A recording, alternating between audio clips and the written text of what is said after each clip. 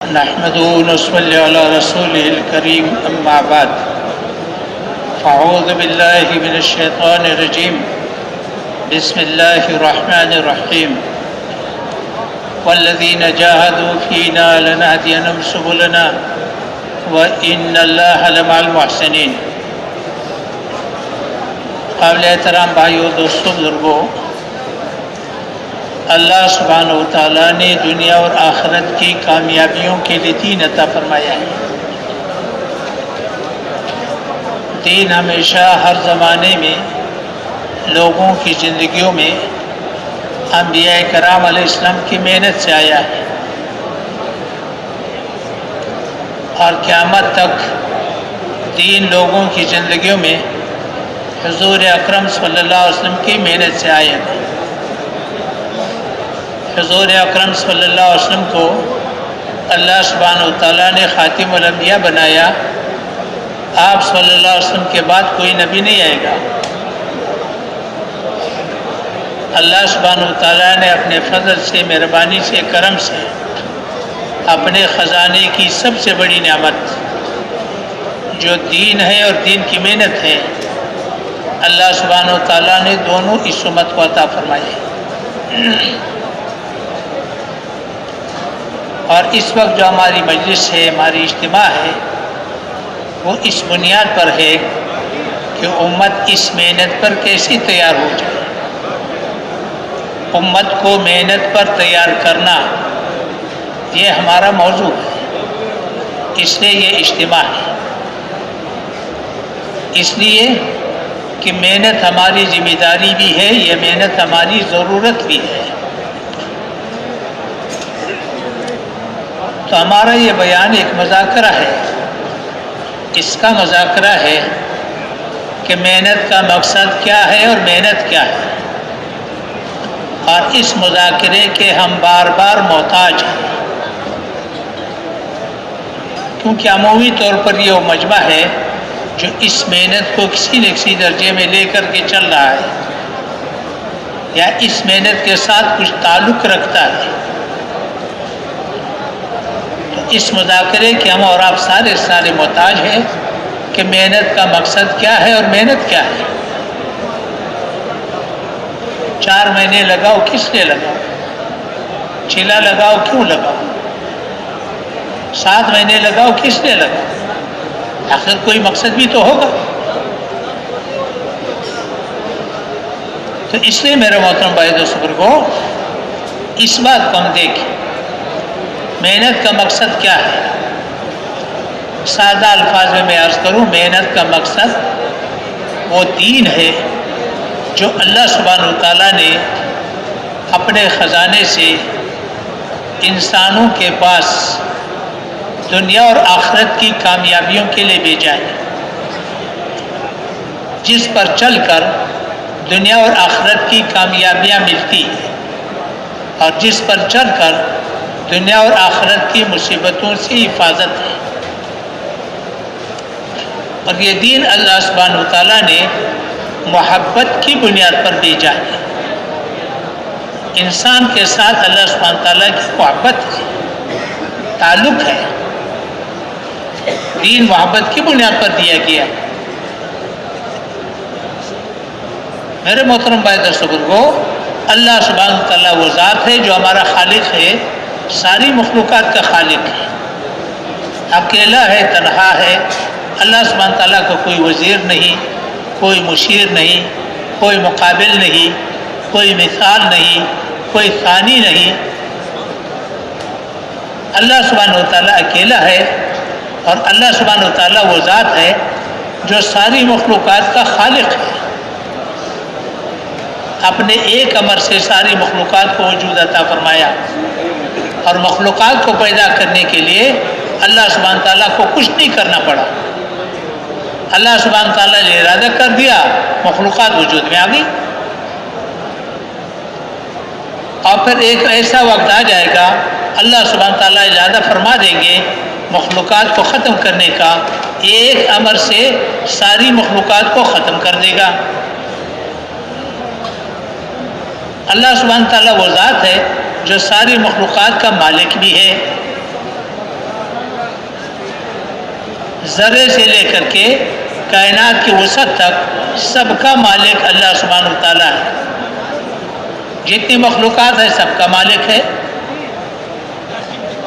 آسمانی مخلوقات ہے، زمینی مخلوقات ہے، نوری مخلوقات ہے، ناری مخلوقات ہے، خاکی مخلوقات ہے. آسمان ہے، زمین ہے، چاند ستارے ہیں، کائنات ہے، سب کا مالک اللہ سبحانہ و تعالیٰ ہے. سب کو اللہ سبحانہ و تعالیٰ نے پیدا فرمایا اور سب پر اللہ کا قبضہ ہے، اور ساری مخلوق اللہ سبحانہ و تعالیٰ کے امر کی پابند ہے. مخلوقات کے اندر صفات رکھی ہے اللہ سبحانہ و تعالیٰ نے رکھی ہے. جب چاہے اس کی صفت کو بدل دے، جب چاہے اس کی صفت کو چھین لے.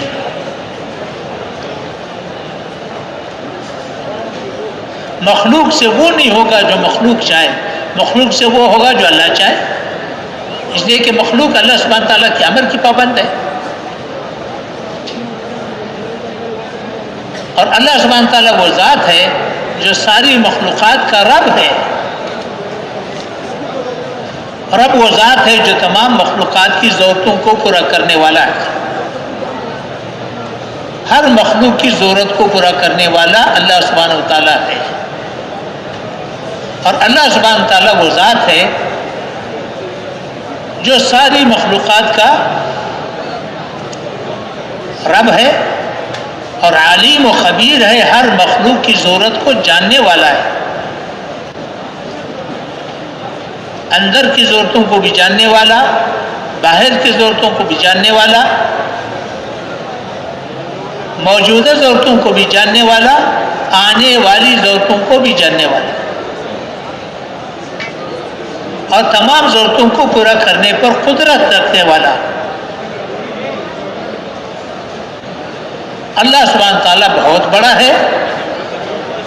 اللہ سبحانہ تعالیٰ اپنے تمام صفات میں کامل ہے. خالق ہے، بہت بڑا خالق ہے. مالک ہے، ذرے ذرے کا مالک ہے. رب ہے، بہت بڑا رب ہے. علیم ہے، ایک ایک ذرے کا اس کو علم ہے. ہر صفت میں بڑا ہے اور ہر صفت میں اللہ سبحانہ تعالیٰ صمد ہے. کسی مخلوق کا محتاج نہیں ہے، کسی لحاظ سے کسی مخلوق کا محتاج نہیں ہے. اس اللہ سبحانہ و تعالیٰ نے ساری مخلوقات میں انسان کو چنا ہے. اس انسان کو اپنے لیے بنایا ہے، اس انسان کو اپنا خلیفہ بنایا، تمام فرشتوں کو اس کے سامنے سجدہ کرایا، اور مخلوق کو اس انسان کی خدمت پہ لگایا. تھوڑی سی نگاہ اٹھا کر کے دیکھو، ساری مخلوق اس کی خدمت پہ لگی ہوئی ہے. سورج ہے، چاند ہے، زمین ہے، ستارے ہیں، پہاڑ ہے، ہوائیں ہیں، ساری اس انسان کی خدمت پہ لگی ہوئی ہے. کوئی مخلوق اس کی خدمت سے انکار نہیں کر سکتا.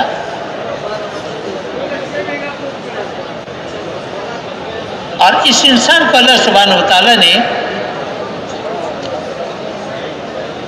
اشرف المخلوقات بنایا، اپنا خلیفہ بنایا،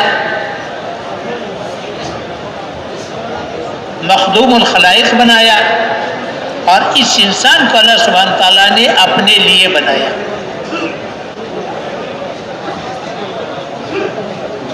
یہ انسان اللہ سبحانہ تعالیٰ کا درباری ہے، اللہ سبحانہ تعالیٰ کا ہمنشین ہے. ہمیشہ یہ انسان اللہ سبحانہ تعالیٰ کے پاس رہے گا.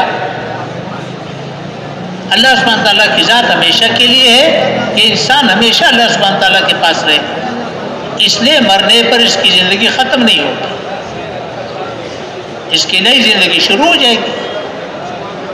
زندگی کے مختلف مراحل ہیں، مختلف قسم کے مراحل سے گزرتے گزرتے آخر میں اللہ سبحانہ تعالیٰ تک پہنچ جائے گا. تو میرے محترم صاحب، بھائیو، دوستو، بزرگوں، اللہ سبحانہ و تعالیٰ نے اس انسان کو چونکہ اپنے لیے بنایا ہے، اور اس انسان کو اللہ نے محتاج بھی بنایا ہے. یہ اکیلا زندگی نہیں گزار سکتا، اس کی ضرورتیں ایک دوسرے کے ساتھ وابستہ ہے، یہ ایک دوسرے کے محتاج ہے، اس کی ذمہ داریاں بھی ہیں، ان کی ضرورتیں بھی ہیں، ایک دوسرے کے ساتھ ذمہ داریاں بھی وابستہ ہے، ایک دوسرے کے ساتھ ضرورتیں بھی وابستہ ہے۔ تو اللہ سبحانہ وتعالیٰ نے اس کے لیے اپنے دربار سے دین عطا فرمایا ہے جو انتہائی پاکیزہ زندگی کا طریقے ہے۔ کامل دین میں اللہ نے کامیابی رکھی ہے۔ کامل دین ایمان ہے، عبادات ہے، اخلاق ہے، معاشرت ہے، معاملات ہے، قضا ہے، یہ مکمل دین ہے۔ کامل دین پر چلے گا تو کامل کامیابی ملے گی، دنیا کی بھی ملے گی، آخرت کی بھی ملے گی۔ اور یہ دین کائنات کی روح ہے، دین کے بغیر کائنات برقرار نہیں رہ سکتا۔ جزوی دین پر جزوی کامیابی ہے، کھلی دین پر کھلی کامیابی ہے۔ دین کا چھوٹے سے چھوٹا جز بھی خیر سے خالی نہیں ہے، بہت بڑی خیر ہے۔ دین کا سب سے چھوٹا حصہ، سب سے چھوٹا جز پوری روئے زمین پر ایک انسان کو 700 کروڑ انسانوں میں سے ایک انسان ہو، باقی سارے کے سارے کفر میں ڈوبے ہوئے ہوں، ایک انسان ہو ایمان والا، اور وہ ایمان والا بھی عمل سے عاری ہو، ایمان رکھنے والا ہو، عمل کے لحاظ سے نافرمان ہو، عاری ہو، اور پورے روئے زمین پر ایک ہو۔ اللہ سبحانہ وتعالیٰ کے دربار میں اس کی اتنی بڑی قیمت ہے کہ جب تک وہ زندہ رہے گا 7 زمین 7 آسمان کھڑے رہیں گے، ساری دنیا کے انسان کھاتے پیتے رہیں گے، ساری دنیا کی حکومتیں اور بازار آباد رہیں گے۔ جس دن وہ دنیا سے چلا گیا اس دن اللہ سبحانہ تعالیٰ امر جاری فرما دیں گے، 7 زمین 7 آسمان سب کو لپیٹ لے گا۔ اتنی بڑی قیمت ہے اللہ کے دربار میں۔ اور یہ انسان جب مر جائے، مرنے کے بعد اگر اللہ سبحانہ وتعالیٰ نے اس کو معافی نہ دی اور اس کو سزا ملی تو سزا جہنم کی ملے گی، اور سزا تو کروڑوں سال کی ہوگی، کروڑ سال جہنم میں جلنے کے بعد جب نکالا جائے گا تو پھر بھی اس دنیا سے 10 گنا بڑی جنت ہمیشہ کے لیے دی جائے گی۔ اب بتاؤ دین کی اللہ سبحانہ تعالیٰ کیا کتنی بڑی قیمت ہے۔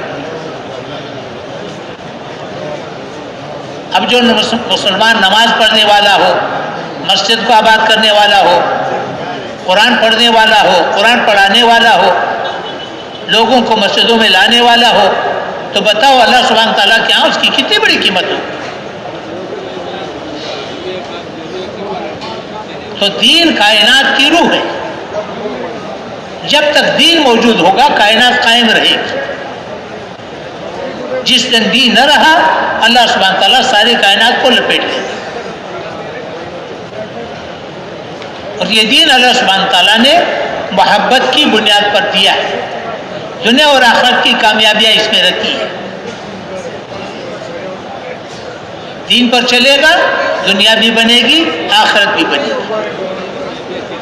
دین پر نہیں چلے گا تو اللہ کا کوئی نقصان نہیں کر سکتا۔ البتہ دین پر چلنے کا اللہ سبحانہ تعالیٰ نے بندے کو اختیار کیا ہے، بندے کو دین پر چلنے کا اللہ سبحانہ تعالیٰ نے اختیار کیا۔ چلنا چاہتے ہو تو میرا خلیفہ ہے، دین پر چلیں گے تو اللہ سبحانہ تعالیٰ کا غیبی نظام ساتھ چلے گا، اللہ کی مدد ہوگی، اللہ سبحانہ تعالیٰ کی معیت ہوگی. ہاں تو دین کا خاصہ کیا ہے کہ اللہ سبحانہ تعالیٰ کی معیت کو حاصل کرو، اللہ سبحانہ تعالیٰ کا تعلق حاصل کرو، اللہ سبحانہ تعالیٰ کی معرفت حاصل کرو، اللہ سبحانہ تعالیٰ سے لینا سیکھو، اللہ سبحانہ تعالیٰ کو منانا سیکھو، اللہ سبحانہ تعالیٰ سے مانگنا سیکھو، اللہ سبحانہ تعالیٰ کے سامنے رونا سیکھ لو. جو ساری مخلوقات کا خالق بھی ہے، مالک بھی ہے، رب بھی ہے اور کرنے دھرنے والا اللہ کی ذات ہے، اس اللہ سے لینا سیکھو. اللہ کے غیبی نظام کو ساتھ لو، اللہ کی غیبی مدد حاصل کرنے کی استعداد پیدا کرو، اللہ سے مانگنے کی استعداد پیدا کرو. محنت یہ ہے. اللہ سبحانہ تعالیٰ دین والوں کا ساتھ دے گا.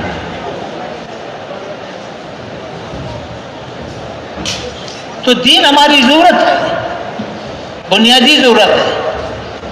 جب دینی زندگی وجود میں آتی ہے میرے محترم بھائی دوستو، تو پھر اللہ کا غیبی نظام ساتھ ہوگا. اللہ سبحانہ تعالیٰ رحمتوں کی بارش کرے گا، برکتوں کو نازل کرے گا. آسمان کی برکتیں نازل ہوں گی، زمین کی برکتیں ظاہر ہوں گی.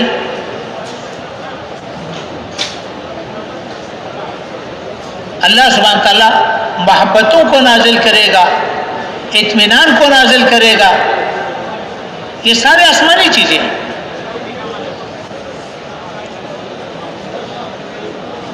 جب رحمتوں کا نزول ہوگا، رحمتیں نازل ہوں گی تو یہ دلوں پر نازل ہوتی ہیں. ہر انسان کے دل کے اندر دو قسم کے جذبات پائے جاتے ہیں، خیر کے جذبے بھی ہے، شر کے جذبے بھی ہے. ہر انسان کے دل کے اندر خیر کے جذبے بھی پائے جاتے ہیں، شر کے جذبے بھی پائے جاتے ہیں. جب رحمتیں نازل ہوتی رہتی ہے تو خیر کے جذبوں کی پرورش ہوگی، شر کے جذبے دبتے رہیں گے. ہمدردی، خیر خواہی، امانت داری، دیانت داری، یہ سارے خیر کے جذبے ابھرتے رہیں گے. کینہ، حسد، بغض، ظلم، خیانت، یہ شر کے جذبے دبتے رہیں گے. اب اس انسان سے ہر جگہ خیر وجود میں آئے گا، جہاں جائے گا اس کو خیر ملے گا، جس سے واسطہ پڑے گا خیر ملے گا. اللہ سبحانہ تعالیٰ نے احکامات کی تقسیم اس کی ضرورتوں کی بنیاد پر کیا ہے.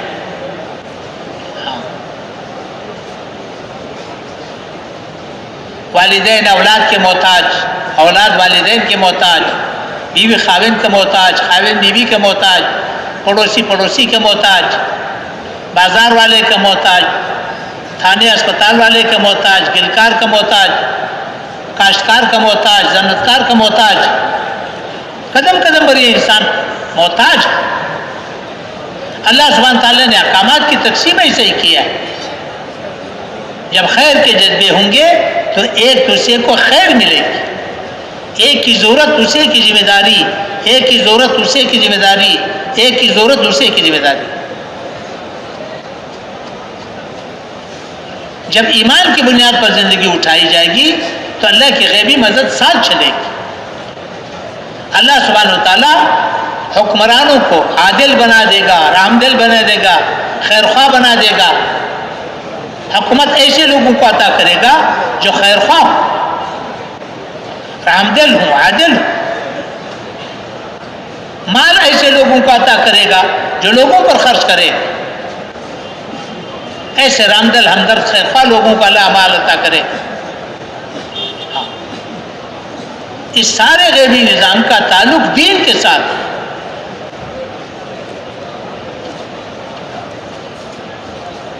دینی زندگی ہوگی تو یہ سارے خیر وجود میں آئیں گے اور ہر آدمی سے خیر ملے گا، ہر آدمی خیر کا ذریعہ بنے گا. ہر آدمی کی شر سے لوگ محفوظ رہیں گے.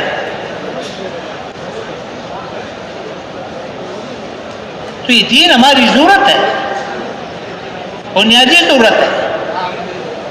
ماننے والوں کی بھی ضرورت ہے، نہ ماننے والوں کی بھی ضرورت ہے. جو دین کو مٹا رہے ان کی بھی ضرورت ہے. ساری خیریں وجود میں آئیں گی.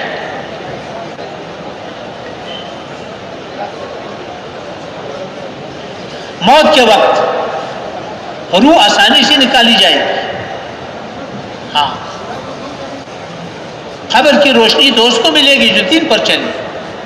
قبر کی تنگی سے وہ بچے گا جو دین پر چلے.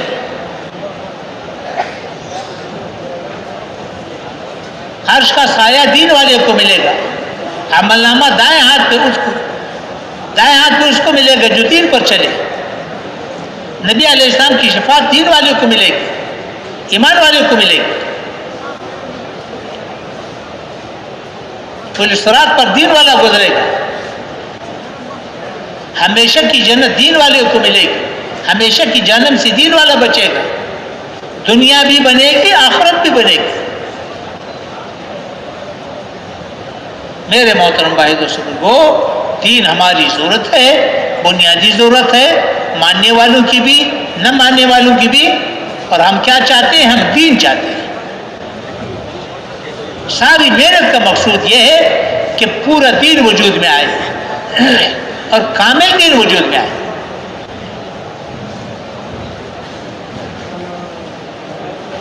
ایمان، عبادات، اخلاق، معاشرت، معاملات، قضا، کامل دین وجود میں آ جائے. اس کے لیے ہماری محنت ہے. اب یہ دین کب وجود میں آئے گا؟ میرے محترم بھائی دوستو، دنیا کو اللہ سبحانہ تعالیٰ نے دار الاسباب بنایا ہے. دنیا دار الاسباب ہے.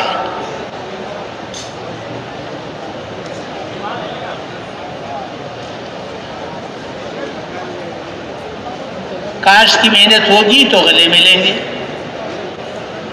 شادی ہوگی تو اولاد ملے گی. ہمارے روزانہ کا مشاہدہ ہے. اسباب کو ہم روزانہ دیکھ رہے ہیں، استعمال کر رہے ہیں، اختیار کر رہے ہیں.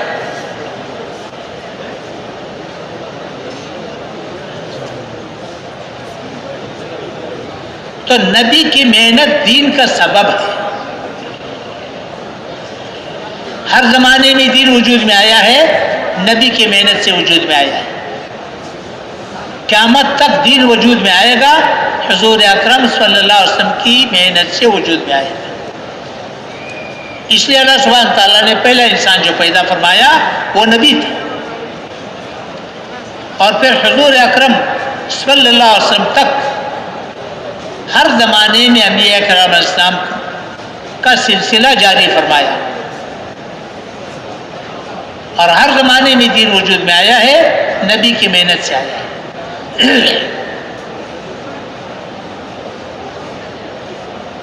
تو میرے محترم بھائی دوستوں کو، دین تو نبی علیہ السلام کی محنت سے وجود میں آئے گا.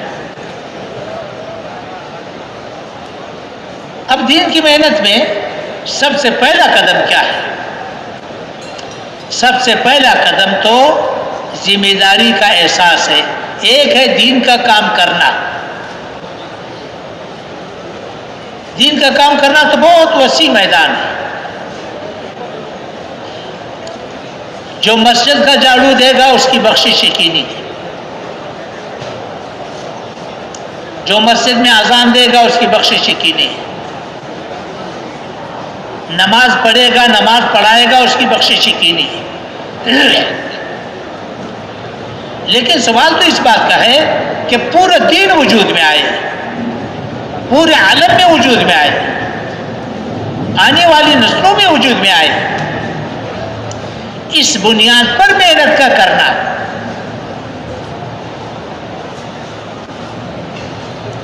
اللہ سبحانہ وتعالیٰ نے حضور اکرم صلی اللہ علیہ وسلم کو خاتم الانبیاء بنایا. اللہ سبحانہ تعالیٰ نے اپنے فضل مہربانی سے یہ محنت اس امت کو عطا فرمائی ہے. انسانوں میں سب سے اونچا مقام انبیاء کرام علیہ السلام کا ہے.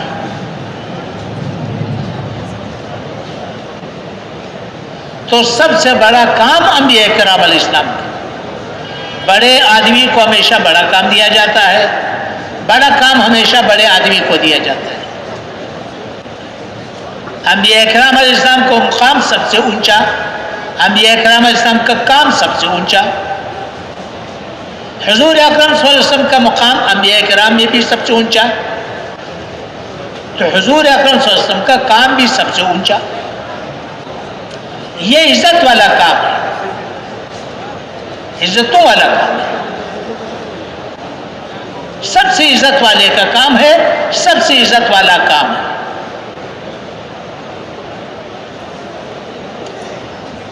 تو محنت کو سب سے پہلے ذمہ داری کے ساتھ کہ نبی علیہ السلام کے بعد کوئی نبی نہیں آئے گا، اب پورا دین امانت ہے، پورے عالم کی امانت ہے، آنے والی نسلوں کی امانت ہے، یہ ہمارے ذمہ ہے اور یہ ختم نبوت کا تقاضا ہے. قرون اولیٰ میں امت کا جو پہلا طبقہ تھا، صحابہ کرام، تابعین، تبع تابعین، اس زمانے میں ہر مسلمان مرد عورت ختم نبوت کا مطلب یہ سمجھتا تھا، سمجھانا نہیں پڑتا تھا، ہر مسلمان سمجھتا تھا کہ پورا دین امانت ہے، پورے عالم کی امانت ہے، آنے والی نسلوں کی امانت ہے، اور یہ دین انسانی ضرورت ہے، بنیادی ضرورت ہے. لہذا سارے عالم تک دین پہنچانا یہ میری ذمہ داری ہے، یہ میری ذمہ داری ہے. ہر مسلمان اس کو اپنی ذمہ داری سمجھتا ہے. پورا دین امانت، پورے عالم کی امانت، آنے والی نسلوں کی امانت، اور یہ میرے ذمہ ہے. چونکہ ہر انسان دین کا محتاج ہے، لہذا ہر انسان تک دین پہنچانا یہ میری ذمہ داری ہے.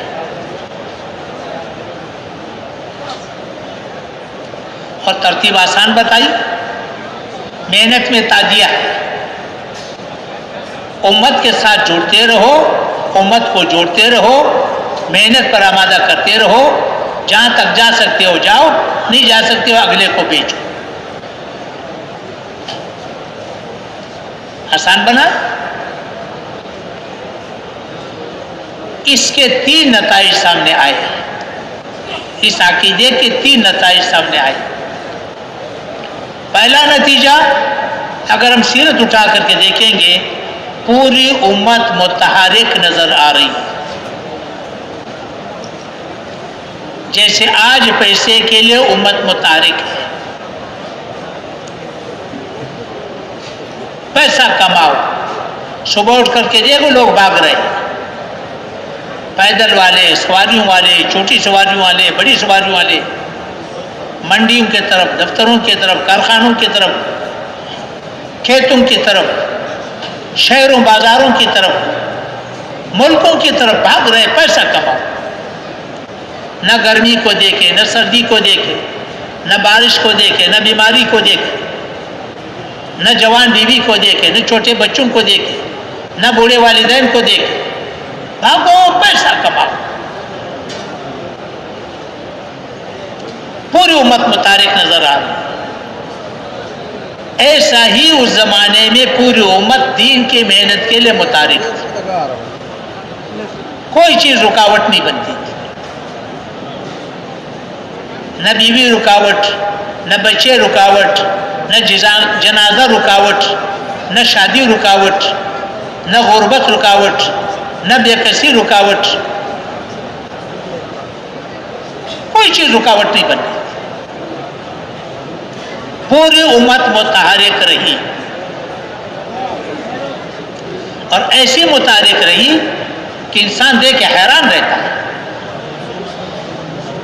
ایسے دن بھی آئے ہیں کہ مسجد نبوی میں اذان دینے والا بالغ مرد کوئی نہیں تھا. سب کے سب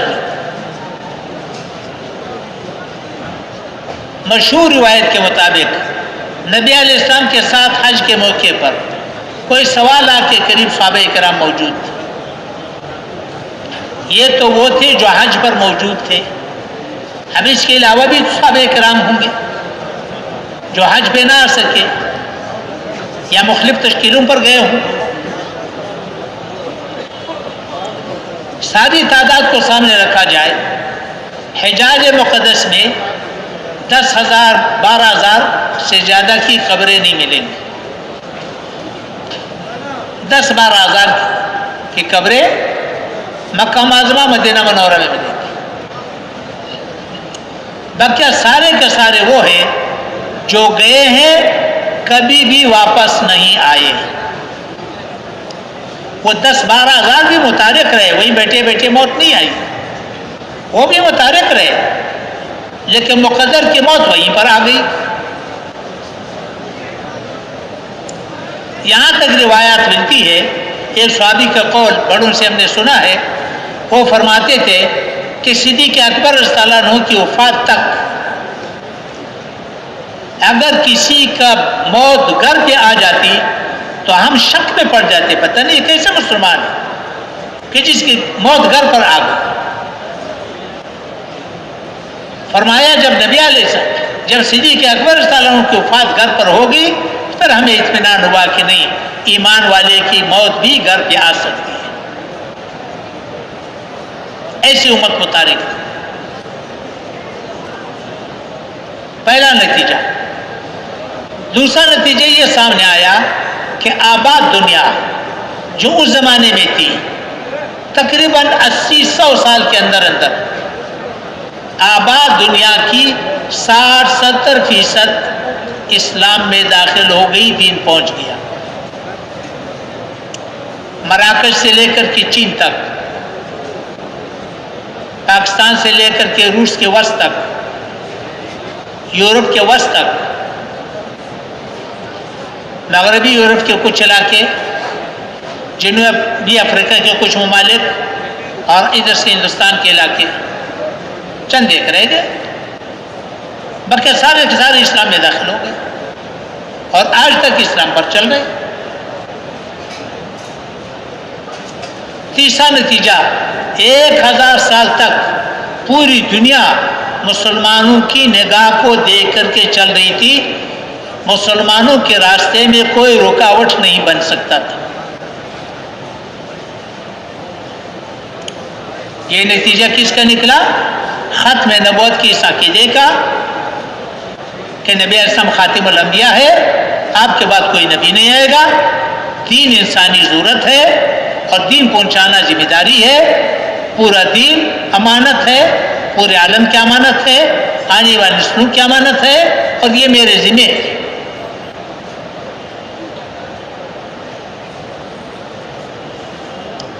اب اگلی بات، جب حد تک یہ عقیدہ پہنچا ختم نبوت کا تو نبی علیہ السلام خاتم الانبیاء ہے، سارا آنکھوں پر مجھے منظور ہے. آگے کیا ہے؟ بس آگے ٹھیک ہے، نبی علیہ السلام خاتم الانبیاء ہے، مانتا ہوں. آگے ٹھیک ہے. کیا ذمہ داری ہے؟ بس یہی ذمہ داری ہے.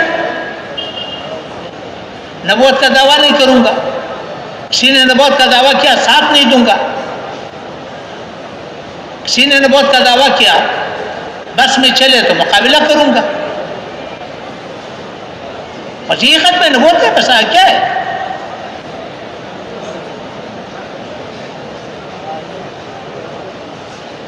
ایک تہائی انسانی آبادی کفر میں ڈوبی ہے، کس کے ذمہ ہے؟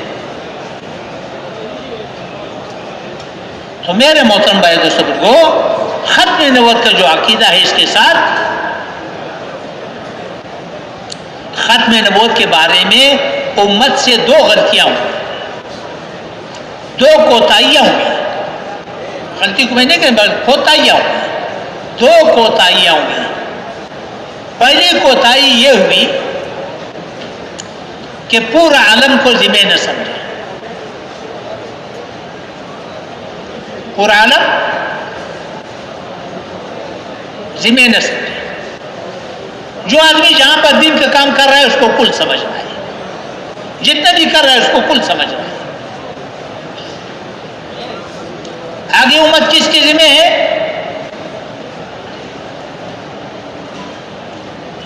تو ایک تو یہ کوتاہی ہوئی کہ پورا عالم ذمہ نہ سمجھا۔ ذمہ سمجھے گا تو سوچے گا کہ مجھے کیا کرنا چاہیے، جب ذمہ ہی نہیں سمجھتا تو اس کے لیے کیا کرے؟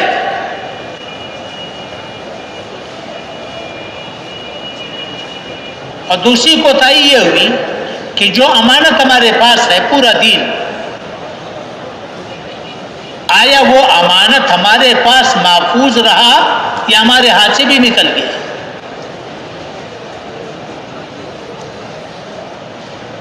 ہمارے پاس تو چند بے جان عبادات رہ گئی۔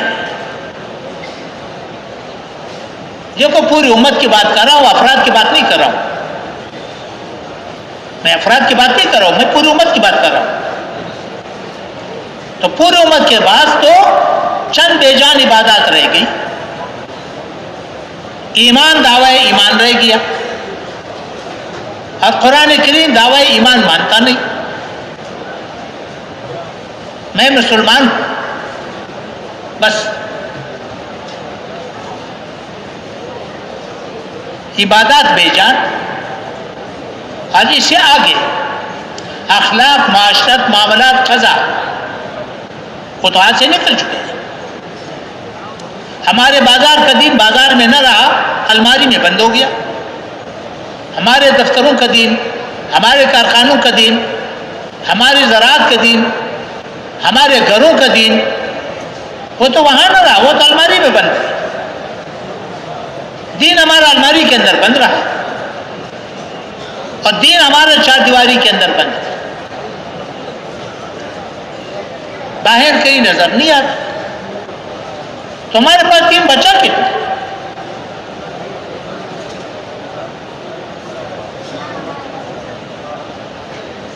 اب اگر ہم پہنچانا بھی چاہے تو دین تو ہمارے ہاتھ سے نکل چکا ہے۔ اگر ہم پشیمان بھی ہو جائے کہ بھئی دین پہنچانے کی ضرورت ہے، سارے عالم کی امانت ہے، ہم پہنچائیں گے، وہ تو ہمارے ہاتھ سے نکل چکا ہے۔ تو اس لیے ہماری اس وقت کی جو محنت ہے وہ تبلیغ نہیں ہے۔ یہ تبلیغ کے لفظ نے لوگوں کو اچھے خاصے مشکل میں ڈالا ہے، علماء کو بھی مشکل میں ڈالا ہے۔ تبلیغ کی تو اپنی صفات ہوتی ہے، تبلیغ کا تو اپنا مقام ہوتا ہے۔ تبلیغ تو ابھی تک شروع نہیں ہوا ہے۔ تبلیغ تو وہ کرے گا جس کے پاس کامل دین ہو، جس کے پاس پورا دین ہو، ساری دنیا کو دکھائے گا کہ کامل دین ہے، مجھے کامیابی مل گئی تمہیں بھی مل جائے گی۔ میرے بھائی دوستوں بزرگوں، اس وقت تو تبلیغ کی بھرتی ہو رہی ہے، تبلیغ کی تیاری ہو رہی ہے۔ تیاری کیا ہے کہ اللہ کے راستے میں نکل کر کے دینی زندگی پہلے خود حاصل کرو، دینی زندگی ملے گی تو دینی زندگی کی تبلیغ ہوگی۔ تو میں عرض کر رہا تھا کہ ختم نبوت کے ساتھ یہ دو کوتاہیاں ہوئی ہیں۔ پہلی کوتاہی کہ دین کو امانت نہ سمجھا، دوسری کوتاہی کہ جو امانت دین تھا وہ ہمارے ہاتھ سے بھی نکل چکا ہے۔ اس کا احساس پیدا ہو جائے۔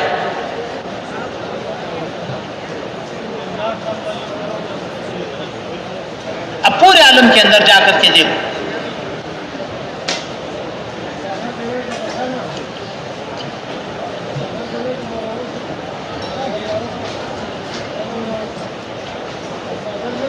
دو تہائی انسانی آبادی کفر میں ڈوبی ہوئی ہے، ان کو کون اپنے ذمہ سمجھتا ہے؟ جب اپنے ذمہ سمجھتا نہیں ہے تو ختم نبوت کا کیا مطلب؟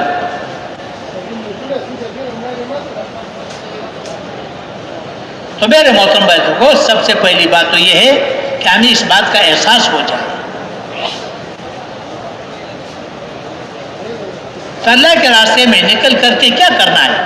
اللہ کے راستے میں نکل کر کے ایک ایک مسلمان کو ملنا اور ایک ایک مسلمان کو ذمہ داری کا احساس دلانا اور ایک ایک مسلمان کو اپنے ساتھ محنت میں جوڑنا. جہاں تک خود جا سکتے وہاں خود جانا، جہاں تک نہیں جا سکتے اگلے کو بھیج دینا. حضرت جی مولانا الیاس رحمۃ اللہ علیہ نے اسی بنیاد پر امت کو متحرک کیا.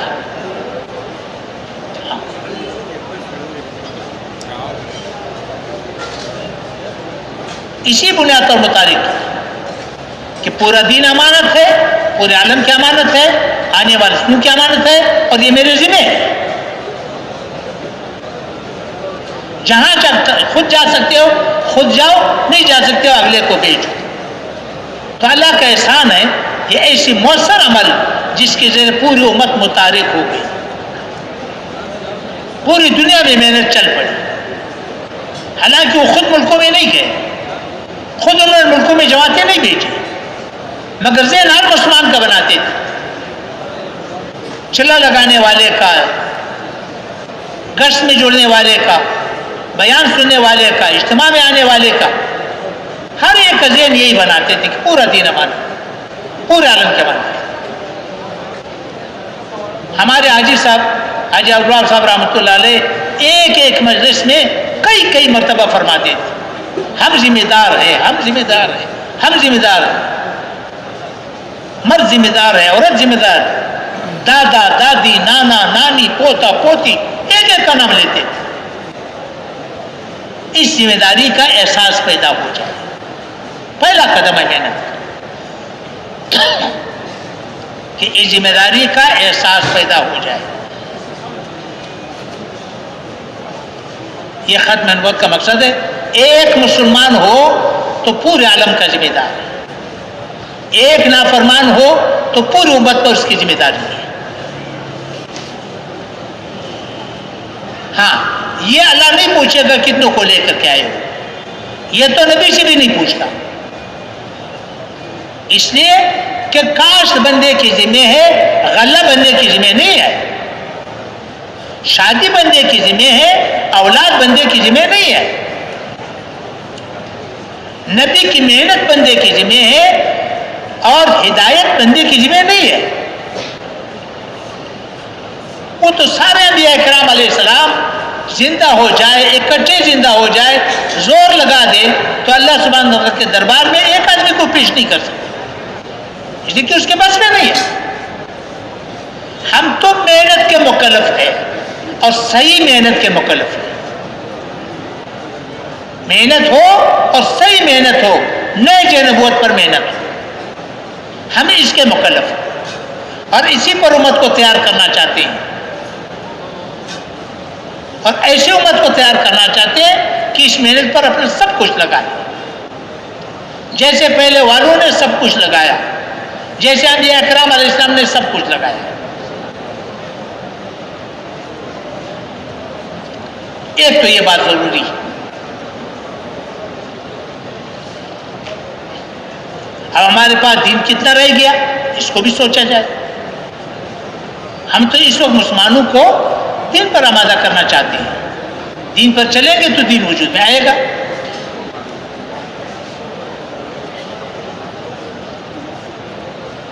اور اگلی گزارش ہے میرے محترم بھائی دوستوں کو، دیکھو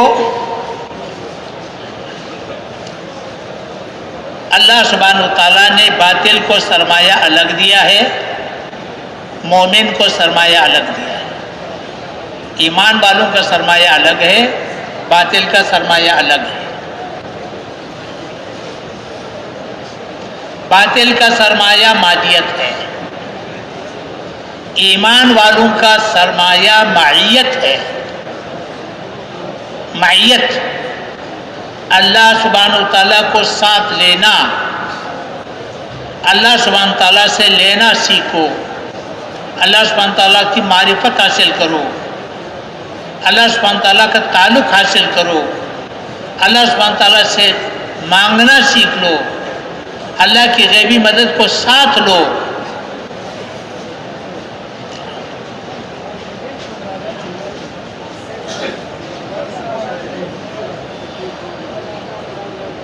تو معیت موقوف ہے صفات پر.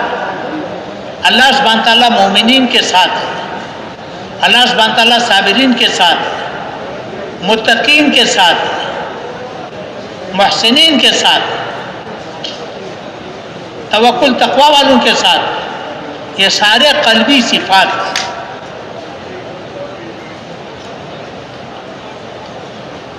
نبی کو نبوت ملی, اس لیے انبیاء اکرام علیہ السلام کو اللہ سبحانہ تعالیٰ نے مادی نقشے نہیں دیے. نبی کا سرمایہ تو اللہ کا ساتھ ہونا ہے,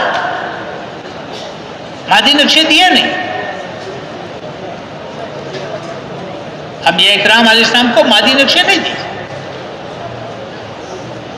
مادی نقشے تو ان کو دیے جن کے لیے نبی بھیجا گیا. فرعون, نمرود, قارون, حامان, قومیار, قوم سبا, ان کو مادی نقشے دیے. نبی کو بے کس اور بے بس بھیجا, کوئی مادی نقشہ دیا نہیں.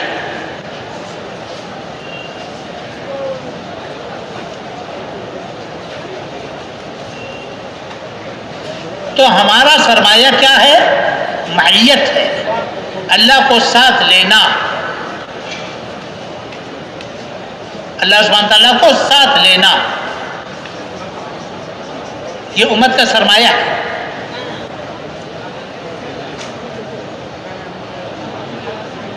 اب ان صفات کو حاصل کرنے کے لیے نبی کو تو اللہ نے نبوت دی. نبوت جو ہے نا وہ تو آسمانی ہے, نبوت تو وحبی ہے, انتخابی ہے. اللہ نے نبی کا انتخاب کیا, بیوی کو بٹھا دیا, سر میں آگے جا کر کے یا تو راستہ پوچھ لوں گا یا آگ لے کر کے آ جاؤں گا. اللہ نے نبوت جولی میں ڈال دی, نبوت بھی دے دی, معیت بھی دے دی. جاؤ فرعون کے ساتھ, میں تیرے ساتھ.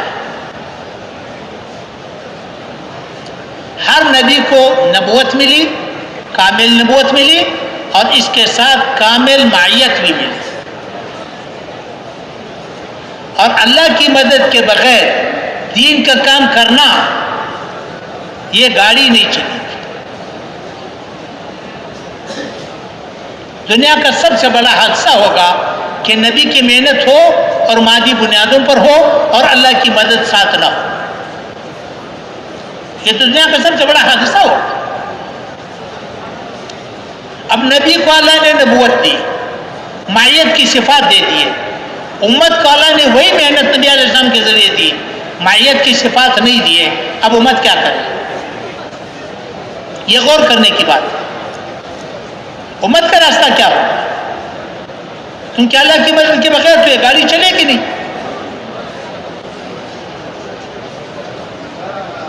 اس کے لیے میرے محترم بھائی دوست کو دیکھنا پڑے گا کہ نبی علیہ السلام نے کیا کیا. نبی علیہ السلام نے محنت کہاں سے شروع کی؟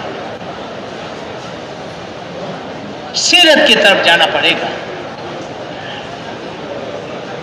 نبی علیہ السلام کی محنت کے ہمیشہ 4 مرحلے ہیں, ان مرحلوں کو سمجھنا پڑے گا. سب سے پہلا مرحلہ تربیت ہے. نبی علیہ السلام نے امت کی تربیت کی, اور تربیت معیت کی بنیاد پر کی کہ اللہ کی غیبی مدد حاصل کرنے کی استعداد پیدا کی.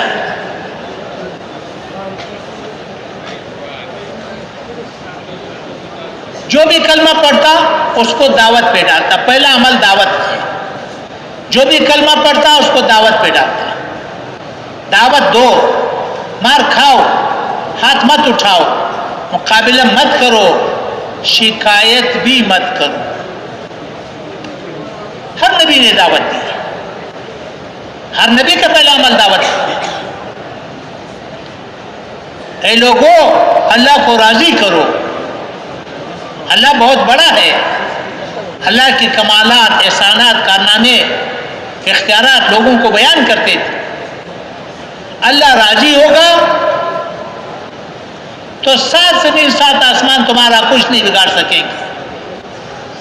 اگر اللہ ناراض ہو گیا, 7 زمین 7 آسمان پر بھی تم نے قبضہ کر لیا تو اللہ کی پکڑ سے نہیں بچ سکو گے. اے لوگوں, میں اللہ کا نبی ہوں, میں تمہارے پاس ایک زندگی لے کر کے آیا ہوں، پاکیزہ زندگی، جس پر چل کر اللہ تک تم پہنچ جاؤ گے، وہ پاکیزہ زندگی میں لے کر کے آیا ہوں، اس پر چل کر کے اللہ راضی ہو جائے گا تو 7 زمین 7 آسمان تمہارا کچھ نہیں بگاڑ سکیں گے۔ اگر نبی کا زندگی تمہارے ہاتھ سے نکل گئی تو اللہ ناراض ہو جائے گا، 7 زمین 7 آسمان تمہیں اللہ کے پکڑ سے نہیں بچا سکے گا۔ اور اے لوگوں، دنیا کی زندگی تھوڑی ہے، عارضی ہے، اصل آخرت ہے۔ پر سکرات کے حالات، برزخ کے حالات، قیامت کے حالات، حشر کے حالات، جنت کے حالات، جہنم کے حالات تفصیل سے بیان کیے جاتے ہیں۔ ہر نبی کی دعوت، تو نبی علیہ السلام نے امت کو دعوت پہ ڈالا، دعوت دو، مار کھاؤ، ہاتھ مت اٹھاؤ، مقابلہ مت کرو، شکایت بھی مت کرو، ہمدرد بن کے جاؤ، خیر خواہ بن کے جاؤ، بے غرض بن کر کے جاؤ، نرمی سے دعوت دو، امانت داری سے دعوت دو۔ صدیق اکبر رضی اللہ عنہ ہو جیسے قومی حیثیت کے آدمی، عبداللہ بن مسعود رضی اللہ عنہ ہو جیسے فقیر آدمی، بلال رضی اللہ عنہ ہو غلام، مرد عورتوں سب کو اسی پہ ڈالا، جو بھی کلمہ پڑھتا اس کو دعوت پہ ڈالتا، دعوت کی فضا بنائی۔ پہلا عمل۔ دوسرا عمل تعلیم و تعلم ہے۔ بیت اللہ پر کفار کا قبضہ تھا، نبی علیہ السلام نے زاویہ لگایا دار ارقم میں، ارقم بن ارقم رضی اللہ عنہ کے گھر میں زاویہ لگایا، جو بھی کلمہ پڑھے دار ارقم لے کر کے آؤ، جو بھی کلمہ پڑھے دار ارقم لے کر کے آؤ، جو بھی کلمہ پڑھے دار ارقم لے کر کے آؤ۔ وہاں پر قرآن پاک کی تعلیم تھی، جو قرآن پاک نازل ہو رہا تھا اس کی تعلیم ہوتی تھی، اور وہاں پر قرآن پاک کی تعلیم تھی اور ایمان کے مذاکرے تھے، جنت کے تذکرے، جہنم کے تذکرے، اللہ کے غیبی مدد کے تذکرے، نبی کے اعمال میں کامیابی، آخرت کے تذکرے، اور محنت کے مشورے تھے۔ یہ تو ہم نے سنا ہے کہ ہجرت کے بعد نبی علیہ السلام نے مسجد نبی بنائی، اور مسجد نبی بنا کر کے 24 گھنٹے مسجد نبی اعمال سے آباد رہی۔ یہ ہمارے سامنے نہیں رہا کہ ہجرت سے پہلے دار ارقم 24 گھنٹے آباد تھی۔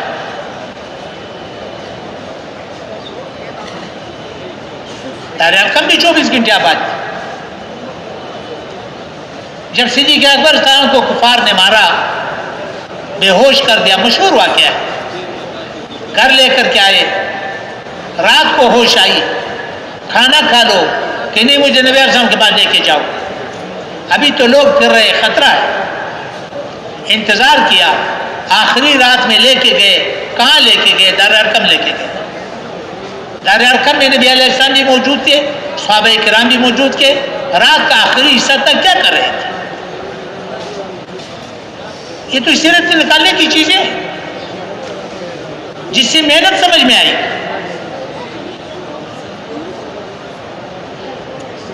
تو دار ارقم میں یہ اعمال ہوتے تھے۔ اور تیسرا عمل عبادت تھی، تہجد کی نماز فرض تھی، تہجد کی نماز فرض تھی۔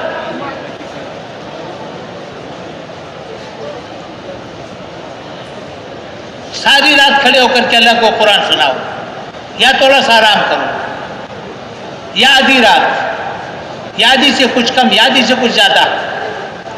آخری درجہ یہ علماء نے لکھا ہے کہ کم از کم 1/3 رات تو ہر مسلمان کھڑے ہو کر کے اللہ کو قرآن سناتے تھے، ہر صحابی کھڑے ہو کر کے اللہ کو قرآن سناتے تھے۔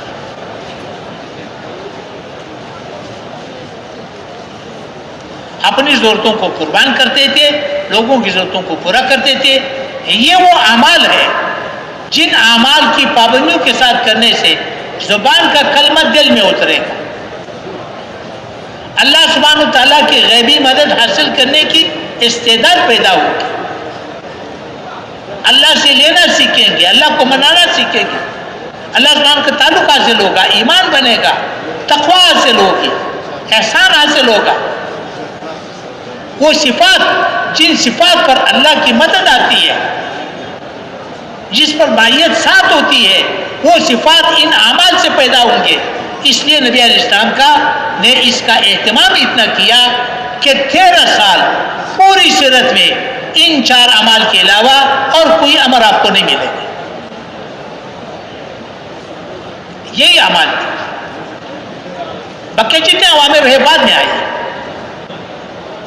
یہ نبوت کے اعمال ہے، یہ تربیت کے اعمال ہے، ہر مرد کے اعمال ہے، ہر عورت کے اعمال ہے، ہر روز کے اعمال ہے. یہ خروج کے اعمال ہے، یہ مقام کے اعمال ہے. اس کا خاصہ ہے کہ زبان کا کلمہ دل میں اتر جائے، اللہ سبحانہ تعالیٰ کی غیبی مدد حاصل کرنے کی استعداد پیدا ہو جائے، اللہ کی معرفت حاصل ہو جائے، اللہ سبحانہ کا تعلق حاصل ہو جائے، دعا جاندار بنے، نماز جاندار بنے، اللہ سبحانہ تعالیٰ سے لینا سیکھے، اللہ سبحانہ تعالیٰ کو منانا سیکھے. یہ ہمارا سرمایہ ہے اور یہی نبوت کا سرمایہ ہے. مولی الیاس رحمۃ اللہ نے چند علماء کو جمع کر کے یہ قائم نہیں کیا. مولی الیاس رحمۃ اللہ کے قول ہے کہ میری محنت منسوسی ہے، میری محنت کا ہر جز منسوسی ہے. یہ الگ بات ہے کہ زمانہ ہو گیا، محنت چھوٹ گئی تھی.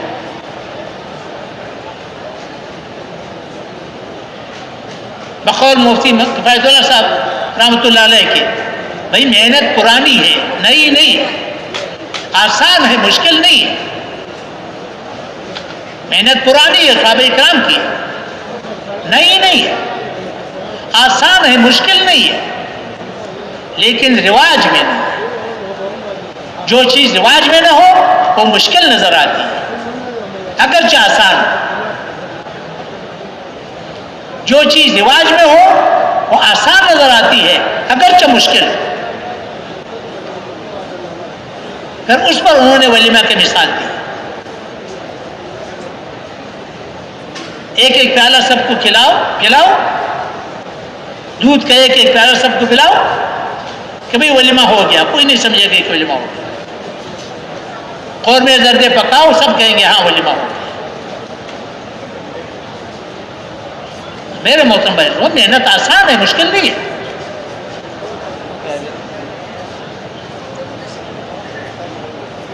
تو نبی علیہ السلام نے امت کو سب سے پہلے ان اعمال پہ ڈالا جو استعدادی اعمال ہے.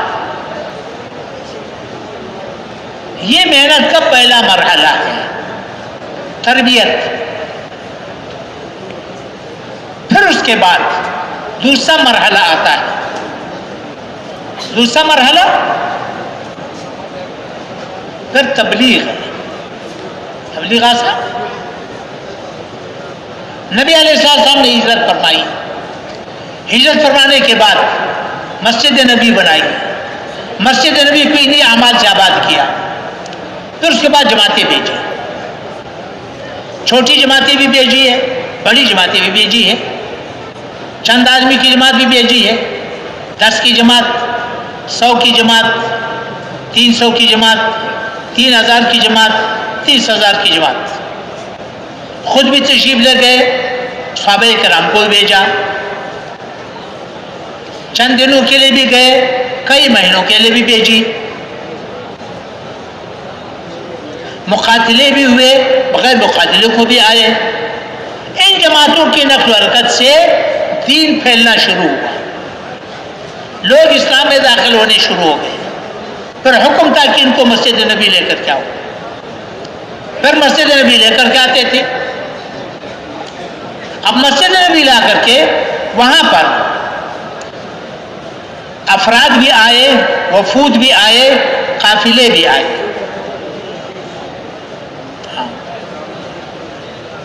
مردوں کو رکھتے تھے مسجدوں میں، عورتوں کو رکھتے تھے گھروں میں. دین بھی سکھائی جاتی تھی، دین کی محنت بھی سکھائی جاتی تھی. 15 دن کے بعد ان کو اپنے وطن روانہ کرتے تھے.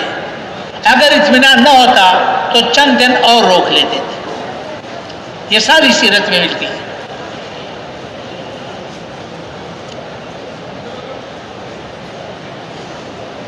پھر اپنے وطن بھیج دیتے کہ جاؤ اپنے وطن میں محنت کرو.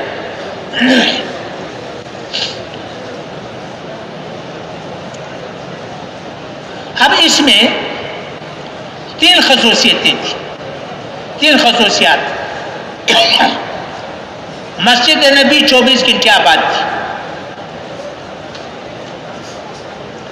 ایک تو خصوصیت یہ تھی کہ کمائی 1/3 پر آ گئی. مسجد کو الگ وقت دیا، خروج کو الگ وقت دیا. بقول حضرت مولانا یوسف رحمۃ اللہ علیہ کا اگر حساب لگائے، نبی علیہ السلام نے 10 سال کے اندر 100 سے زیادہ جماعتیں بھیجی. حضرت مولانا یوسف رحمۃ اللہ کا تحقیق ہے کہ 150 سے زیادہ جماعتیں بھیجی. تو ہر صحابی کے حصے میں 4 مہینے 5 مہینے تو خروج کے آ گئے. تو کمائی گھٹ گئی. اور مسجد کو الگ وقت دیا. حضرت عمر صاحب کو مشہور قول ہے، اپنے ساتھی کو تجارت والے کو کہا کہ 1 دن تو مسجد میں رہو، 1 دن میں مسجد میں رہوں. مسجد 24 گھنٹے آباد تھی. یہ جو تہجد کی اذان ہوتی ہے، حضرت مولانا یوسف رحمۃ اللہ علیہ کا قول ہے کہ یہ تہجد کی اذان نہیں ہے، یہ اذان آدھی رات کو ہوتی تھی. جو گھروں کے صحابہ اکرام تھے وہ مسجد میں آتے تھے، جو مسجد میں آنے والے تھے وہ گھروں کو چلے جاتے تھے. مسجد کو کسی وقت خالی نہیں چھوڑا جاتا تھا، دن کو بھی رات کو بھی. تو مسجد کو بھی وقت دیا، خروج کو بھی وقت دیا. کمائی 1/3 پر آ گئی. اور خروج کا حال یہ تھا کہ ہر حال میں نکلو. انفروا خفافا وثقالا. خروج کے لحاظ سے نہ جنازہ رکاوٹ بنا، نہ شادی رکاوٹ بنی، نہ تنہائی رکاوٹ بنی، نہ جوانی رکاوٹ بنی، نہ بڑھاپا رکاوٹ بنا، نہ کمائی رکاوٹ بنی، نہ بجائی کٹائی رکاوٹ بنی، نہ گرمی سردی رکاوٹ بنی. ہر حال میں نکلو.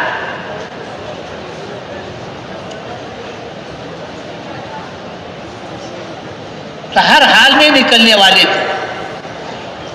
اور اخراجات 5 گنا بڑھ گئے. مہاجرین آئے، ان کو زمینیں بھی دے دی، مال بھی دے دیا، پیسے بھی دے دیے. اللہ کے راستے میں نکلے، سارے اخراجات برداشت کیے. جو نادار نکلے ان کے اخراجات برداشت کیے. مہمان آئے، مہمانوں کو کھانے کھلائے. کوئی 2 کو لے کر کے جا رہا ہے، کوئی 3 کو لے کر کے جا رہا ہے، کوئی 1 کو لے کر کے جا رہا ہے، کوئی 10 کو لے کر کے جا رہا ہے. سعد بن عبادہ رستان کے دسترخوان پر 80 آدمی کھانا کھاتے تھے.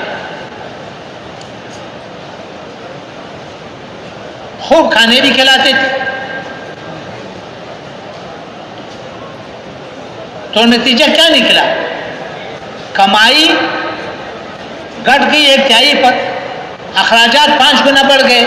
مہمان آئے، مہمانوں کو کھلایا، واپسی پر ہدیے دیے. 2 مہینے گھروں میں فاقے پڑ، گھروں میں آگ نہیں جلی، پیٹ پر پتھر باندھنے لگے، گھروں میں فاقے پڑ.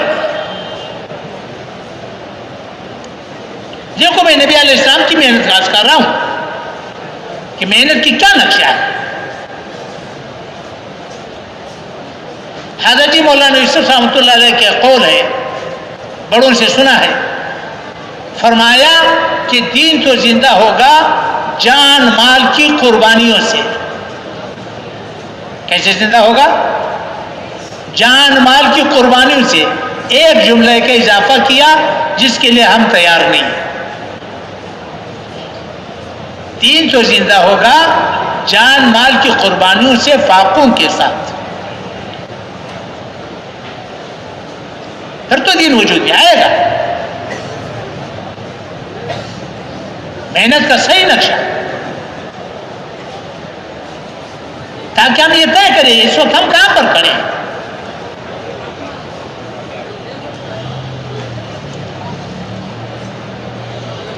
تو اس طرح میرے محترم بھائی دوستوں کو یہ محنت کا نقشہ تھا. اس کا نتیجہ کیا نکلا؟ پہلے مرحلے میں اللہ کی غیبی مدد حاصل کرنے کی استعداد پیدا کی، اللہ سے مانگنے والے بنائے، اللہ سے لینے والے بنائے، اللہ سبحانہ کا تعارف حاصل ہوا، اللہ سبحانہ تعالیٰ کی معرفت حاصل ہوئی. دوسرے مرحلے میں جب اللہ کے راستے میں نکلے اور پھرے مختلف علاقوں میں گئے تو اللہ سبحانہ تعالیٰ کی غیبی مدد کی مشاہدہ کرایا، دکھا دیا. قدم قدم پر انہوں نے بھی محسوس کیا کہ اللہ ہمارے ساتھ ہے، جن کے مقابل تھے انہوں نے بھی محسوس کیا کہ اللہ ان کے ساتھ ہے. اطمینان دلایا. ہاں دعا مانگتے تھے، فرشتے اترتے تھے، ہوائیں مسخر، پانی مسخر، آگ مسخر. سعد بن ابی وقاص رضی اللہ عنہ 10,000 کا لشکر لے کر کے جب مدین پہنچے، پورا لشکر پانی کے اوپر بغیر کشتی کے گزار کے گئے. نستعین باللہ ونتوکل علیہ حسبنا اللہ ونعم الوکیل ولا حول ولا قوت الا باللہ العلی العظیم پڑھتے رہے، چلتے رہے. اعلیٰ بن اعظم صحابی رسول ہے. جب بحرین پہنچے، یا حلیم ہو یا علیم ہو یا علیم یا عظیم پڑھتے رہے، پانی کے اوپر چلتے رہے، پورا لشکر پانی کو گزار کے گئے اور واپس آ گئے. ہاں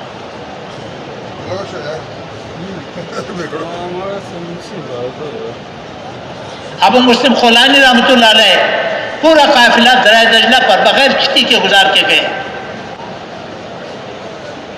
قتیبہ مسلم رحمۃ اللہ علیہ دریائے آمو پر پورا لشکر بغیر کشتی کے گزار کے گئے.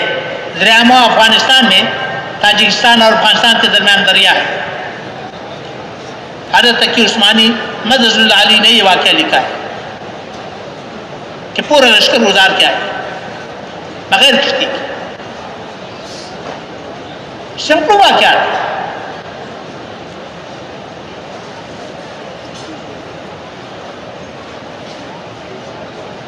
ایک نعرہ لگا کہ جنگل کو خالی کرو، ایک نعرے سے پورا جنگل خالی ہو گیا. خیروان شہر ہے ٹیونس کے اندر، وہاں جنگل تھا. عقبہ بن نافع رحمۃ اللہ علیہ تابعی ہے، اعلان کرایا کہ جاؤ اعلان کرو. پورا جنگل خالی ہو گیا.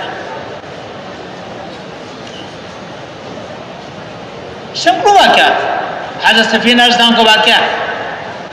شیر کو کہا کہ مجھے راستہ دکھا دو، میں ساتھیوں سے بچڑ گیا ہوں. شیر آگے آگے پیچھے پیچھے. تو اللہ کی غیبی مدد حاصل کرنے کی استعداد پیدا ہوئی. پھر اللہ کی غیبی مدد کا مشاہدہ کرایا گیا.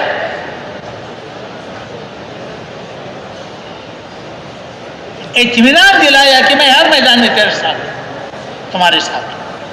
پھر تبلیغ آسان ہے. زندگی ہو، ایک مجموعہ ہو جس کے ساتھ پورا دین ہو، ایمان، عبادات، اخلاق، معاشرت، معاملات، قضا، بے شک ہزاروں کا مجمع ہو، لیکن یہ صفات ہو، پورا دین ساتھ ہو اور معیت کی صفات ساتھ ہو،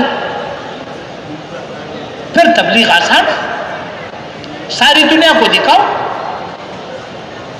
اس کے اندر کشش ہے، پھر کشش پیدا ہوگی. لوگ دوڑیں گے، آئیں گے، اسلام کو قبول کریں گے، دین کو قبول کریں گے، فوج در فوج آئیں گے. ورأيت الناس يدخلون في دين الله فجأة. تو تیسرا مرحلہ کیا ہوگا؟ باطل جاگ جائے گا، ہوشیار ہو جائے گا، لوگوں کو روکنے کی کوشش کرے گا. بقول حضرت مولانا یوسف رحمۃ اللہ علیہ کی چھال چلائیں گے، چال نہیں چلے گی، بے بس ہو جائیں گے، روک نہیں سکیں گے، بے بس ہو جائیں گے. اس مرحلے کا نام نصرت الہیہ ہے.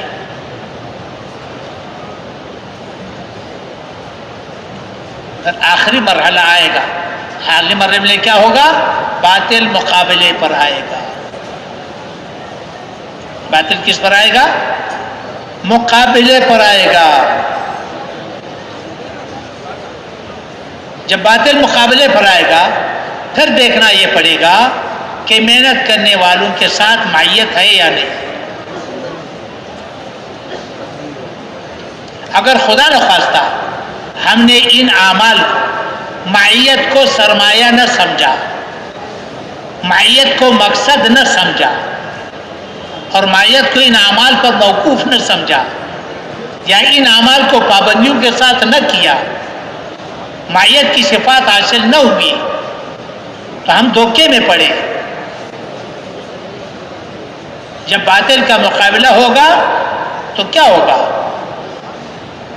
جب یہ چیزیں نہ ہوں گی تو ہماری محنت خود بخود مادی بنیادوں پر اٹھے گی. محنت کرنے والے خود اپنے آپ کو مادیت کا محتاج سمجھیں گے. محنت کرنے والوں کو کچھ نظر نہیں آئے گا، اندھیرا رہے گا، ایک عرصہ گزرے گا، کچھ نظر نہیں آیا تو کیا کرے گا؟ سب سے پہلے تردد پیدا ہو جائے گا، پتہ نہیں یہ راستہ ٹھیک بھی ہے یا نہیں، شک میں پڑ جائے گا. ہاں، تردد آ جائے گا، پھر تثاقل آ جائے گا، عمل میں جی نہیں لگے گا، جی نہیں چاہے گا عمل، پھر چھوڑ کر کے بھاگ جائے گا. اور اگر جم گیا تو پھر کیا ہوگا؟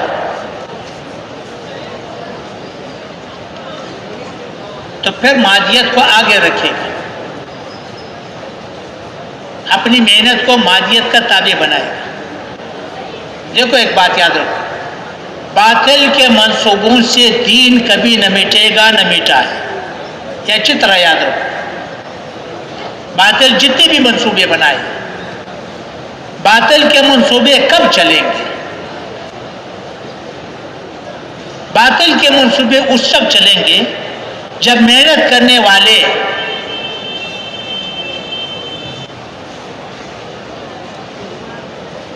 دنیا کو آگے رکھے، محنت کو اس کے پیچھے ڈالتے. دنیا تو ہو آگے، دین اس کا تابع ہو. ہماری غلط محنت کی وجہ سے دنیا میں کفر پھیلا ہوا ہے. غلط محنت یہ ہے کہ دنیا آگے ہے، دین اس کے پیچھے ہے. جب کام کرنے والے اس طرح چلیں گے تو پھر باطل کا مقابلہ نہیں کر سکیں گے، پھر باطل کے منصوبے چلیں گے. اور اگر صحیح محنت کرنے والے ہو، معیت کو حاصل کیا، پھر جب مقابلہ پڑے گا تو پھر مقابلہ معیت کے ساتھ پڑے گا. معیت اللہ کی طاقت ہے. پھر سارا باطل مکڑی کا جالا بنے گا. یہ ہمارے اوپر ہے کہ ہم محنت کس انداز سے کر رہے ہیں. اللہ کو ساتھ دینے کو مقصد بنایا کہ نہیں بنایا؟ اللہ سے لینا سیکھا ہے کہ نہیں سیکھا؟ یا سیکھنے کا ارادہ کیا کہ نہیں کیا؟ تو دیکھنا یہ پڑے گا کہ مقابلہ معیت کے ساتھ ہے یا مادیت کے ساتھ ہے. اگر مقابلہ مادیت کے ساتھ ہوگا، جس کی مادیت زیادہ ہوگی وہ جیت جائے گا، جس کے پاس مادیت تھوڑی ہے وہ مار کھائے گا. اگر مقابلہ معیت کے ساتھ ہوا تو معیت اللہ کی طاقت ہے. اس لیے انبیاء کرام علیہ السلام کو مادی نقشے نہیں تھے. سارا باطل اللہ کے سامنے مکڑی کا جالا ہے، لیکن اللہ کے اصول ہے، ضابطے ہیں۔ قرآن پاک نے باطل کو توڑنے کی 3 شکلیں بتائی۔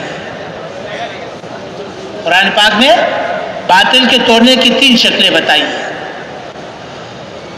پہلی شکل یہ ہے کہ محنت کرتے کرتے اللہ پاک ایک ہوا چلا دے گا، ایسی ہوا چلے گی لوگوں کے اندر دین داخل ہو جائے گا۔ جیسے ہوا چلتی ہے، گرمی چلتی ہے، روشنی چلتی ہے، سورج نکل گیا، بند گھروں کے اندر روشنی پہنچ گئی، موسم ٹھنڈا پڑ گیا، بند کمروں کے اندر ٹھنڈ پہنچ گئی، گرمی آ گئی، بند کمروں کے اندر گرمی پہنچ گئی۔ ایسی اللہ سبحانہ وتعالیٰ ایک ہوا چلا دے گا، لوگوں کو ہدایت مل جائے گی۔ اللہ کے لیے کوئی مشکل نہیں ہے۔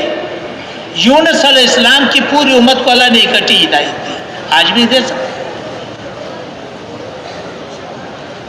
دوسری شکل قرآن کریم نے بیان کی ہے کہ اللہ براہ راست کارروائی کر لے، پہلے بھی کیا، کسی پر پتھر برسائے، کسی پر آگ برسائے، کسی پر زمین پٹایا، کسی پر فرشتہ بھیجا، کسی پر ہوا بھیجی، آج بھی کر سکتا ہے۔ اور تیسری شکل یہ ہے کہ کمزور کے ذریعے سے قوت والے کو توڑ کے دکھا دے۔ طالوت اور جالوت کا واقعہ اسی بنیاد پر سنایا، اور قرون اولیٰ میں اللہ نے یہی کیا، تھوڑوں کے مقابلے میں زیادہ کو ناکام کیا، سینکڑوں کے مقابلے پر ہزاروں آئے مار کھائی، ہزاروں کے مقابلے میں لاکھوں آئے مار کھائی۔ بدر میں 313 تھے، مقابلے پر 1000 آئے۔ 313 کے پاس 6 زریں تھی، 8 تلواریں تھی، باقی کچھ نہیں، اور ان کے پاس 600 زریں تھی، 1000 تلواریں تھی۔ ایک طرف بیٹا، دوسری طرف باپ، قبلہ ہو گیا، اللہ نے کر کے دکھایا۔ خندق کے موقع پر 900 یا 1400 کے مقابلے پر 10,000 آئے، بغیر لڑائی کے اللہ نے بگا دیا۔ موتا میں 3000 کے مقابلے پر 3 لاکھ آئے، قادشیہ میں 10,000 کے مقابلے میں 2.5-3 لاکھ آئے، ناون میں 20,000 کے مقابلے پر 2.5-3 لاکھ آئے۔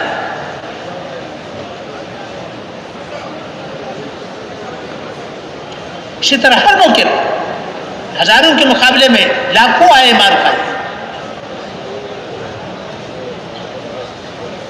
تو آج بھی اللہ کر سکتا ہے، مشکل نہیں ہے اللہ کی۔ تو اس لیے میرے محترم بھائی کو محنت ترتیب نبوت پر ہوگی تو جاندار ہوگا۔ پہلا مرحلہ تربیت کا ہے، اور تربیت میں کا مقصود کیا ہے کہ اللہ سے لینا سیکھو، اللہ سبحانہ تعالیٰ کی معرفت حاصل کرو، اللہ سے مانگنا سیکھو، یہ ہماری سب کی ضرورت ہے۔ یہ محنت کی ترتیب ہے، ذمہ داری کے ساتھ محنت ہو اور ترتیب کے ساتھ محنت ہو۔ ترتیب نبوت پر محنت ہوگی تو تھوڑی محنت سے زیادہ نتائج نکلے گی، اور ہر مسلمان کی ذمہ داری ہے۔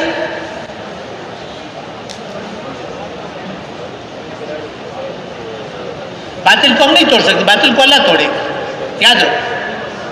باطل کو اللہ 3 شرائط پر توڑے گا، یاد رکھو۔ پہلی شرط باطل کی، تو پہلی شرط کیا ہے؟ مسلمانوں کا ایک مجموعہ ہو جس کے ساتھ کامل دین ہو، مائیت کی صفات ہو، پھر اللہ باطل کو توڑے گا۔ اور اگر ہماری زندگی میں ملاوٹ رہی، اللہ نے باطل کو توڑنے کا فیصلہ کر دیا، تو فرمایا تم بھی عذاب سے نہیں بچ سکو گے۔ فقہ کو اصول ہے کہ جب علت مشترکہ ہوتی ہے تو فیصلہ ایک ہے،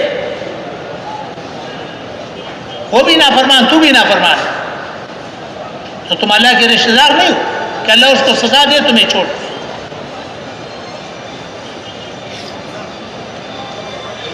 دوسری شرط یہ ہے باطل کے پاس جتنے نقشے ہیں مادی، اگر ان کی قیمت تمہارے دل میں تھی تو اللہ باطل کو نہیں توڑے گا۔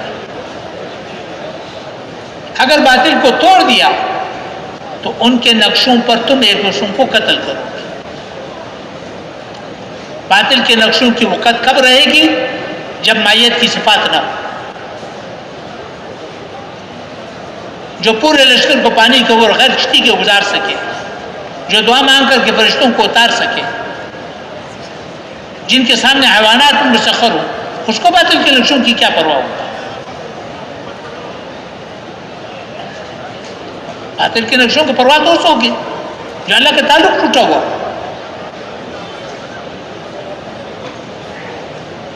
اگر اللہ نے باطل کو توڑ بھی دیا تو پھر تم ان کے نقشوں پر ایک دوسروں کو قتل کرو گے۔ اور تیسری شرط یہ ہے کہ باطل کے ہدایت کے لیے جب تک بے چین نہیں ہوں گے اللہ باطل کو نہیں توڑے گا۔ انتخابی سطح پر اللہ باطل کو نہیں توڑے گا۔ دیکھو میں نے آپ حضرات کے سامنے وہ ضابطے عرض کیے کہ ان ضابطوں کی بنیاد پر محنت ہو، تب تو جا کر کے نتیجہ نکلے گا۔ اب جو اس طرح محنت کرے گا، کوشش کرے گا، محنت کرے گا، اللہ سبحانہ و تعالیٰ اس کی اسی طرح مدد کرے گا۔ اب اتنا دین جو ہے نا بچا ہوا ہے، اتنا دین مٹا ہوا ہے۔ اب بچے ہوئے دین کی حفاظت لازمی ہے، مٹے ہوئے دین کی اقامت لازمی ہے۔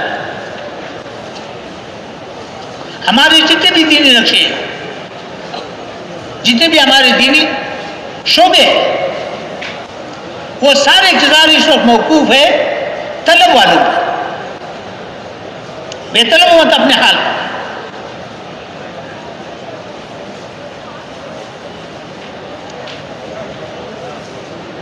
تو اقامت دین کے لیے کتنی قوت لگانے کی ضرورت ہے؟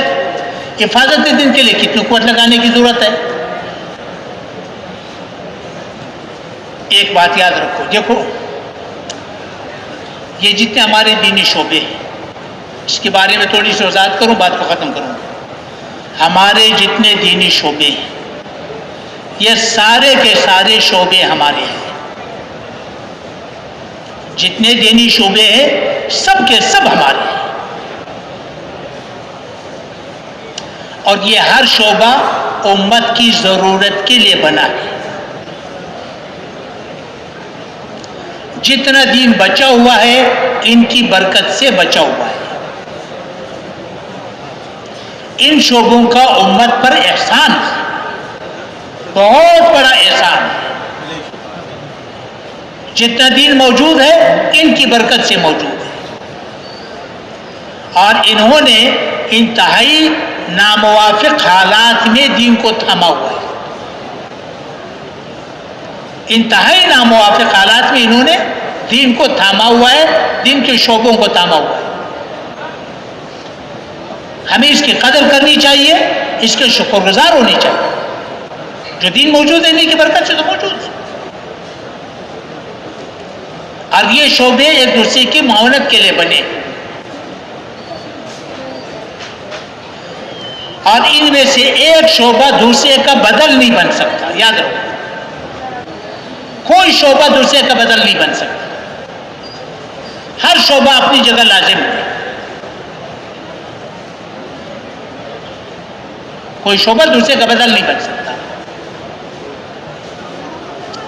اس لیے ان شعبوں کا پوری امت پر احسان ہے، ہمیں ان کے شکر گزار ہونا چاہیے۔ البتہ دو باتیں قابل غور ہیں۔ ایک تو یہ ہے کہ ان میں سے کوئی شعبہ ایسا نہیں ہے جو کامل ہو، جس ضرورت کے لیے بنا ہے اس ضرورت کے لیے ناکافی ہے۔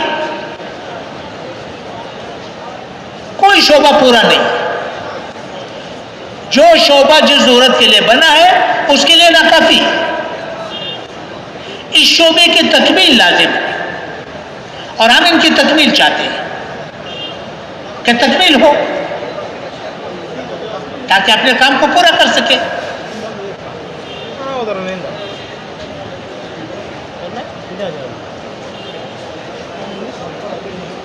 ایک بات، دوسری بات یہ ہے کہ یہ شعبے جتنے بھی ہیں یہ سارے مرکوز ہے اور موقوف ہے طلب والوں پر، اور طلب والے تھوڑے ہیں،